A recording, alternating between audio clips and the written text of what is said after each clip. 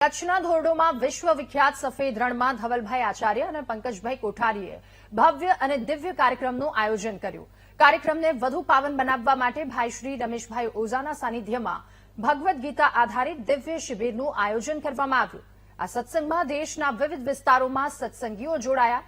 ભાઈ શ્રી રમેશભાઈ ઓઝાના મુખેથી ભાવિકોને ગીતાજીના જીવન ઉપયોગી ઉપદેશો થકી કર્મયોગ, કર્તવ્યબોધ, આત્મજ્ઞાન અને આધ્યાત્મિક ઉન્નતિ માટે વિસ્તૃત માર્ગદર્શન આપવામાં આવ્યું. સફેદ રણની નીરવ શાંતિમાં યોજાયેલી શિબિરમાં ભક્તોને નવી ઉર્જાનો અનુભવ કરાવ્યો. શિબિરમાં લોક કલાકાર કીર્તિદાન ગઢવીના સથવારે ભવસબર ભક્તિ સંધ્યાનો પણ શ્રોતાઓએ લાભ લીધો.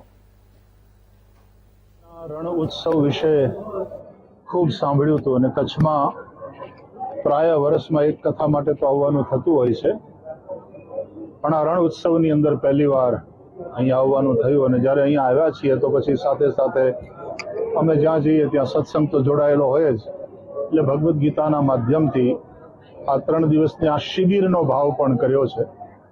આનંદ લઈ રહ્યા છીએ, જોઈને ખૂબ રાજી થાઉં છું. અને જે રીતે આખા વિસ્તારને, મને ગઈકાલે જ કોઈ કહેતો હતો કે અમે પાણીમાંથી પૈસા ઉભા કરીએ છીએ, અમે પવનમાંથી પૈસા ઉભા કરીએ છીએ, અમે પૃથ્વીમાંથી પૈસા ઉભા કરીએ છીએ.